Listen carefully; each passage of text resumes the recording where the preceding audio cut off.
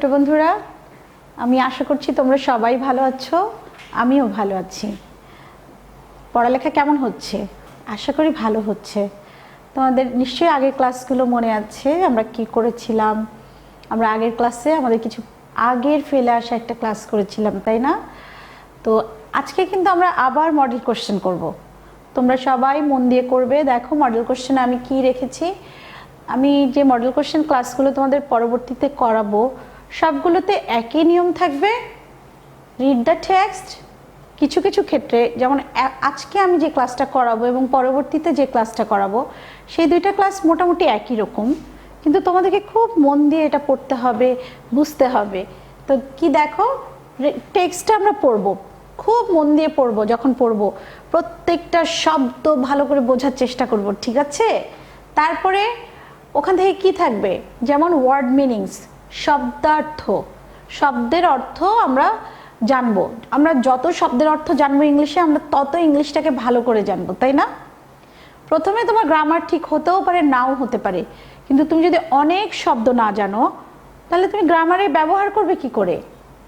তো সেই জন্য আমাদেরকে অনেক শব্দার্থ জানতে হবে। আর কোয়েশ্চেন আনসার্স, একটা প্যাসেজ থেকে কি করে কোয়েশ্চেন বের করে সেটার আনসারটা বের করে ফেলা যায় সেই টেকনিকটা আমরা শিখবো। সে কীভাবে নিয়মটা, এই জিনিসটা আমরা শিখবো। পাশাপাশি আমরা উত্তরটাও দেওয়া শিখবো। এবং দেখো আমি কিন্তু তোমাদের বিভিন্ন সময়ে কিছু কিছু টেকনিক্স বলে দিয়েছি। তো চলো আজকের ক্লাসটা তো আমরা সেভাবে করি। এসো।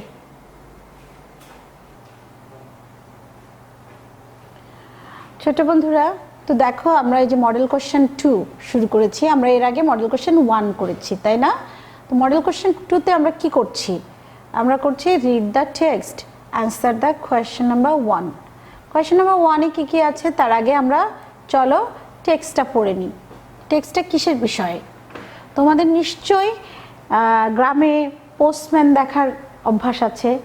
কাঁধে একটা ব্যাগ ঝুলিয়ে, একটা ব্রাউন কালার মানে একদম খাকি রঙের পোশাক পরে যায়, অনেকটা মাটির রঙের মতো। সেটা তাদেরকে বলা হয় পোস্টম্যান, ঠিক আছে?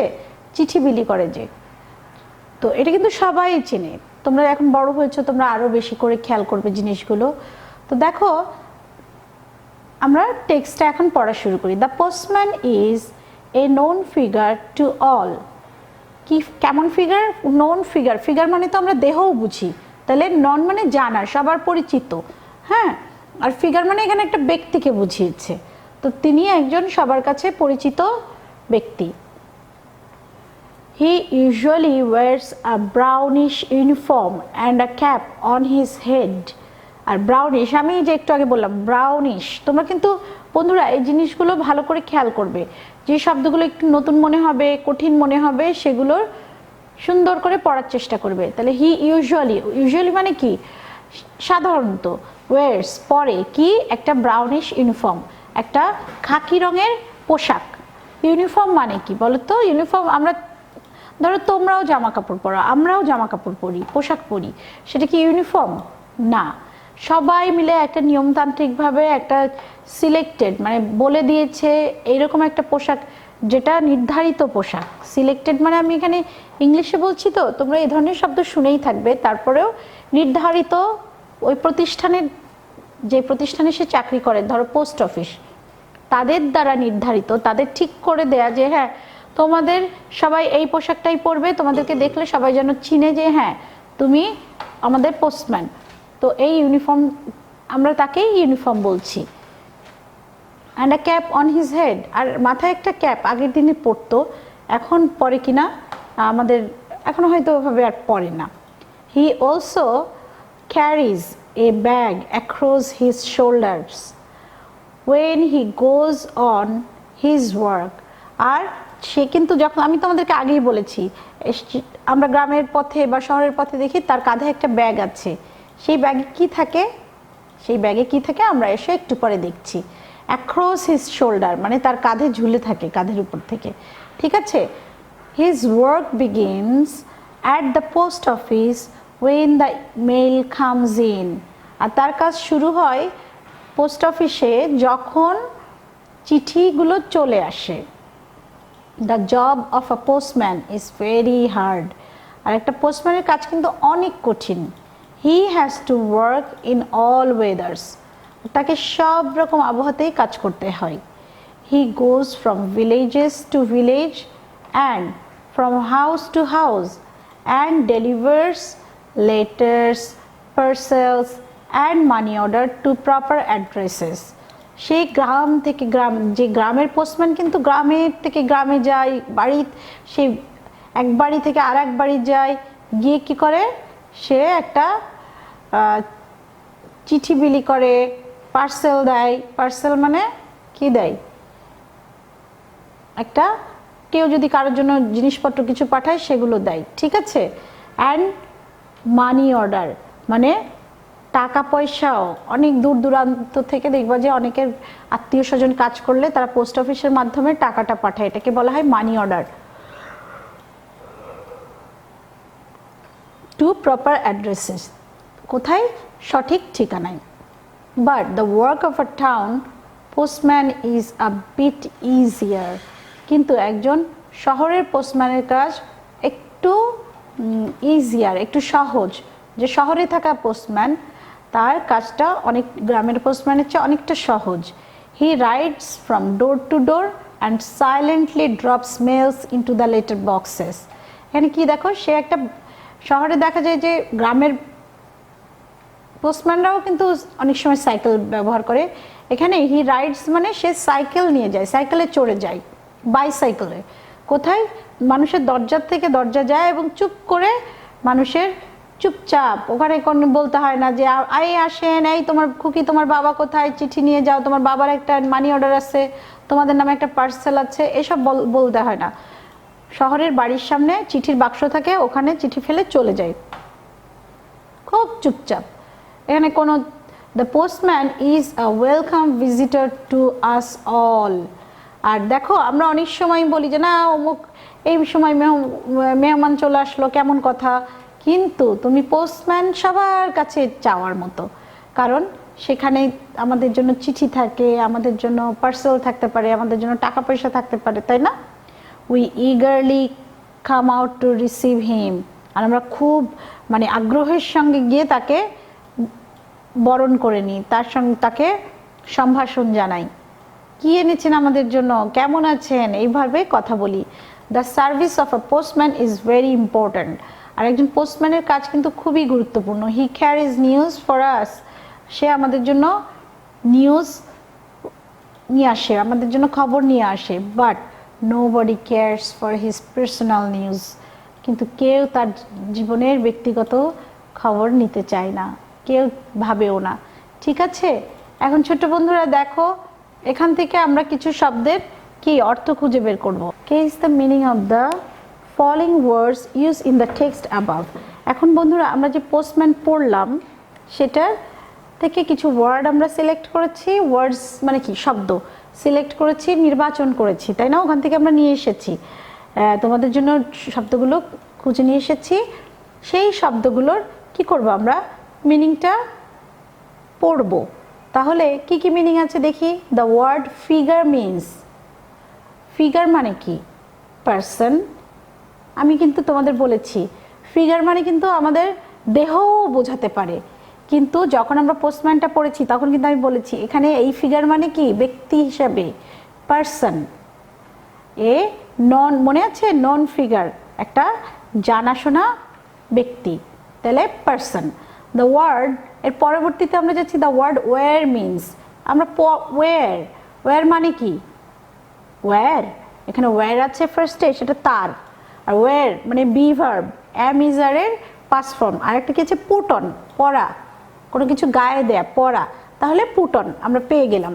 দ্য ওয়ার্ড মেল মিনস, আর মেল মানে কি, মিল, মিল মানে প্রথমে আছে কি খাবার, মিল। আর একটা আছে কারখানা, বড় ধরনের কারখানা, এগুলোকে আমরা বলি মিল। আর একটা আছে কি নিউজ, নিউজ মানে কি খবর। আর একটা কি আছে লেটার অর পার্সেল, আর লেটার চিঠি অথবা কোনো পার্সেল, হ্যাঁ। তো সেটাই হচ্ছে আমাদের মেল, আমাদের চিঠিপত্র, আমাদের জিনিসপত্র আসে যে সেটা। The word short means, short মানে কি দেখো অ্যাসার্টিভ, মানে কোনো কিছুর অ্যাসার্ট পজিটিভিটি, সেপারেট করা, কোনো কিছু সেপারেট করা। দেখো আমরা আমাদের অনেক কিছু মিক্স আপ থাকে, সেখান থেকে সেপারেট করা, আলাদা করা, সেটাকে বলে সর্টিং করা, সর্ট করা, সর্ট আউট করা। বুঝতে পারছো বন্ধুরা? তাহলে সর্ট মানে কি, আমি এখানে একটু তোমাদের জন্য বেশি ইংলিশ হয়ে গেল। দেখো সর্ট মানে হচ্ছে আলাদা করা, সেপারেট, সেটার মিনিংটা হচ্ছে সেপারেট। তোমরা ওই সেপারেট শব্দটাতে টিক দেবে। দ্য ওয়ার্ড হার্ড, হার্ড, এখানে কি বলছি শব্দটা তোমরা সবাই ভালো করে শোনো। হার্ড, হার্ড কি টাচ, মানে টাচ মানে তো আমরা জানি ছুঁয়ে দেয়া, স্পর্শ করা। রাফ, রাফ মানে কি, কঠিন। তাই এখানে এই হার্ড মানেও কঠিন। পরবর্তীতে কি আছে, হার্ড, এই হার্ড মানে হিয়ার থেকে হার্ড মানে শোনা, শোনার পাস্ট ফর্ম। আরেকটা হচ্ছে হায়ার্ড, হায়ার্ড হচ্ছে আমরা যদি কাউকে কোনো কিছু হায়ার করি, কাউকে কোনো জায়গা থেকে হায়ার করে, রিজার্ভ করে, ভাড়া করে কিছু নিয়ে আসলে ওটাকেও আমরা হায়ার বলি। কিন্তু আমাদের এখানকার জন্য এই হার্ডের মিনিং হচ্ছে রাফ। হার্ড মানেও কঠিন, রাফ মানেও কঠিন বলতে পারি। The word silently means, slightly মানে অল্প একটু না, রাফলি মানে খুব কঠিনভাবে, বাজেভাবে না, সিরিয়াসলি খুব মানে সচেতনভাবে, খুব মানে একেবারে মনে করো সচেতন যে আমি হ্যাঁ এই কাজটা করব সঠিকভাবে। আর একটা কি, উইদাউট এ সাউন্ড, কোনো রকম শব্দ করা ছাড়া। তাহলে সাইলেন্টলি মানে উইদাউট এ সাউন্ড, কোনো রকম শব্দ করা ছাড়া। দ্য ওয়ার্ড, তারপরে আসছে ইগারলি, ইগারলি মানে কি বন্ধুরা, উইথ ইন্টারেস্ট, হ্যাঁ উইথ ইন্টারেস্ট মানে কোনো কিছু করার জন্য আমার খুব আগ্রহ। ইন্টারেস্ট মানে তো কোনো কিছু আগ্রহ। ফর সেফটি তো হবে না, এ নাম্বারই হবে। আর তারপরেও দেখো, তারপরে এইটা কি আছে, the word approach means stop, spend, advance, go back. এখানে স্টপ মানে থামানো, স্পেন্ড মানে খরচ করা, কোনো সেটা তুমি দিনও কাটাতে পারো বা খরচ করতে পারো, টাকা খরচ করতে পারো, যে কোনো কিছু। অ্যাডভান্স, অ্যাপ্রোচ মানে অ্যাডভান্স হওয়া, আই অ্যাপ্রোচ, হ্যাঁ। তো আর গো ব্যাক মানে পিছনে যাওয়া, সেটা তো হবে না। অ্যাপ্রোচ হচ্ছে advance. The word deliver, deliver মানে কি, ডিলিট, ডিলিট মানে মুছে দেয়া। ডিভেল, ডিভেল হচ্ছে কোথাও বাস করা। টেক, টেক মানে নেয়া না, গিভ, হ্যাঁ। দ্য ওয়ার্ড ডেলিভার মানে দেয়া, কোনো কিছু ডেলিভার করলো, সে চিঠিটা ডেলিভার করলো, চিঠিটা দিয়ে দিল, যার জিনিস তার হাতে দিয়ে দিল, ঠিক আছে। এই হচ্ছে word deliver. And the word upbeat, upbeat মানে কিন্তু স্লাইটলি, ওই যে আমরা যেটা বলছিলাম স্লাইটলি অল্প একটু। বিটিং, নো, বিটিং এখানে মারা। ফিয়ার ভয়, অলট অনেক না, অলট আর আপবিট হচ্ছে অপোজিট। আপবিট মানে একটুখানি, আর অলট হচ্ছে অনেক, তাহলে সেটা একটা আরেকটার অপোজিট। স্লাইটলি। তো বন্ধুরা এখন দেখো নিচে কিন্তু আমি তোমাদেরকে একটু অন্যরকম ফন্টে উত্তরগুলো দিয়ে রেখেছি। তোমরা চাইলে আমার পড়ার পরেও যদি উত্তরগুলো তোমরা আমার কথা মনে না থাকে ওখান থেকে দেখে নিতে পারবে। এই তো গেল তোমাদের শব্দ অর্থ। তোমরা কি সবগুলো শব্দের বাংলা অর্থ লিখে নেবে খাতায়? তাহলে আমি আরেকবার জাস্ট বলি, তোমরা তোমাদের ইংরেজি শব্দগুলোর যে টিক দিয়েছো টিকের পাশে বাংলা লিখে নাও। ফিগার, পার্সন ব্যক্তি। দ্য ওয়ার্ড ওয়্যার মানে পুট অন পরা, কোনো কিছু পরা, পোশাক পরা। দ্য ওয়ার্ড মেল মানে চিঠিপত্র। দ্য ওয়ার্ড সর্ট মানে সেপারেট করা, আলাদা করা, বিচ্ছিন্ন করা। তুমি এখানে আলাদাই লিখো, বিচ্ছিন্ন একটা আলাদা জিনিস, বিচ্ছিন্ন শব্দটাও এর সঙ্গে মিলে না। দ্য ওয়ার্ড হার্ড, রাফ মানে কঠিন। দ্য ওয়ার্ড স্লাইটলি মানে নিঃশব্দে, শব্দ করা ছাড়া। বাংলায় লিখে ফেলো নিঃশব্দে, শব্দ করা ছাড়া অনেক বেশি লিখতে হবে, সুন্দরও শোনায় না, নিঃশব্দে। The with interest, for safety. The word eagerly means with interest মানে আগ্রহ ভরে, আগ্রহ নিয়ে, আগ্রহের সাথে, যেটা খুশি তোমরা লিখো তিনটার মধ্যে। The word approach means advance, এগিয়ে যাওয়া, ঠিক আছে। The word deliver means give, দেয়া। The word upbeat means slightly, অল্প একটু। ঠিক আছে বন্ধুরা, আমি হয়তো তাড়াতাড়ি বলছি, তোমরা বাংলাটা তোমাদের শিক্ষকদের কাছ থেকে সময় চেয়ে লিখে নাও। এখন বন্ধুরা, read the passage and answer the question that follow মানে নিম্নবর্তী কোয়েশ্চেনগুলোর উত্তর লিখবে। কোথা থেকে? সেই যে আমরা পোস্টম্যান পড়েছি প্যাসেজটা, সেখান থেকে। তো বন্ধুরা, এটা কিন্তু খুব সহজ, এত সহজ প্রশ্ন, এক লাইনের উত্তর, তোমরা সবাই পারবে। উত্তর যদিও তোমাদের এই টেক্সটের শেষে আমি দিয়ে রাখছি, তারপরেও আমি তোমাদের সঙ্গে কোশ্চেনগুলো খুব ভালো করে আলোচনা করতে চাই। দেখো, what is the passage about? এটা তো তুমি হেডিং দেখেই বলে দিতে পারবে, দ্য পোস্টম্যান। আর তোমার যদি প্যাসেজে পোস্টম্যান কথাটা উপরে হেডিং হিসাবে না দেয়া থাকবে না, প্রথম লাইনেই তোমরা বুঝে যাবে যে কি নিয়ে কথা বলতে চাচ্ছি। প্রথম দুই লাইন যদি প্রথম লাইনেও না থাকে, দ্বিতীয় লাইন পড়লে তোমরা অবশ্যই বুঝে যাবে এটা কাকে নিয়ে কথা বলা হচ্ছে। আর এখানে তো তোমাদের এই প্যাসেজটার সুবিধা হচ্ছে প্রথম লাইনেই দেয়া আছে আমরা কাকে নিয়ে কথা বলছি, দ্য পোস্টম্যান। তারপরে দেখো বন্ধুরা, পরের প্রশ্নটা কি? What does he wear as uniform? Uniform বিভিন্ন পেশার লোকেদের জন্য, বিশেষ করে যাদের জন্য ঠিক করে দেয়া আছে যে তারা এই পরবে, খুবই গুরুত্বপূর্ণ। এই জন্য তোমাদের এই প্রশ্নটা আমি ইউনিফর্মের উপরে রেখেছি। তাহলে what does he wear as uniform? Uniform হিসাবে সে কি পরে, তাই না? কি পরে? খাকি রঙের কাপড় চোপড়। আমি তোমাদের ইংলিশ যে অ্যান্সারটা একটু পরেই বলবো, তার আগে আমরা বাংলায় খুব ভালোভাবে বুঝে নিই, ঠিক আছে? খাকি রঙের, মাটির রঙের পোশাক আশাক, আর একটা মাথায় ক্যাপ থাকে, টুপি থাকে, ঠিক আছে? তারপরে দেখো, তারপরে কি? What does he do? সে কি করে?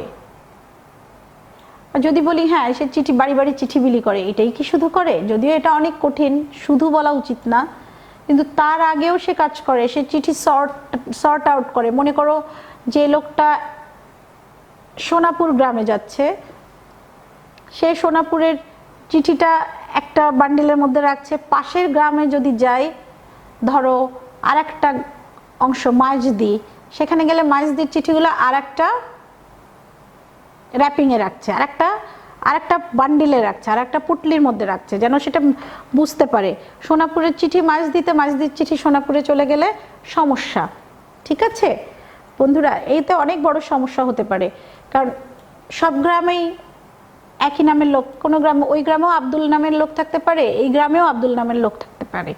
তাহলে এক আব্দুলের টাকা আর এক আব্দুলের কাছে চলে গেলে তার কত বড় সমস্যা হবে ভাবো। সেই জন্য সে প্রথমে চিঠিগুলো আলাদা করে, গ্রাম হিসাবে, পাড়া হিসাবে।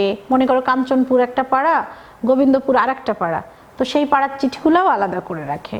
প্রথমে হয়তো কাঞ্চনপুর পড়ে, তাহলে প্রথম 10টা চিঠি কাঞ্চনপুরের, পরের 5টা চিঠি গোবিন্দপুরের, এইভাবে আলাদা সুন্দর করে গুছিয়ে আলাদা করে। হয়তো এক গ্রামের চিঠি এক বান্ডেলেই রাখবে, কিন্তু এভাবে এক পাড়াটা শেষ করে সে আর এক পাড়ায় যাবে। তারপরে হচ্ছে, ডু ইউ থিঙ্ক দ্যাট? তোমার কি মনে হয় the work of a postman is difficult? একজন পোস্টম্যানের কাজ কঠিন?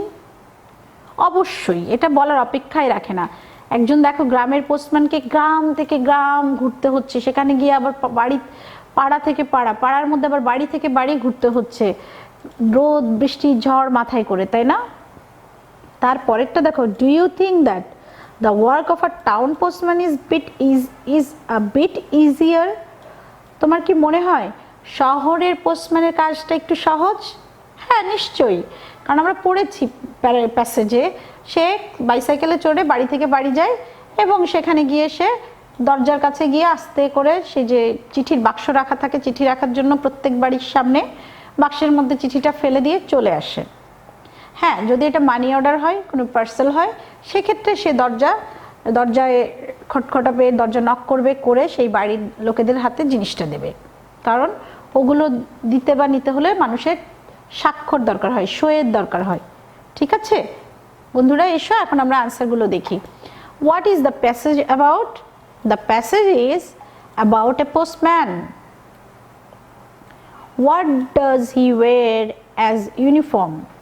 He usually wears a brownish uniform and a cap on his head.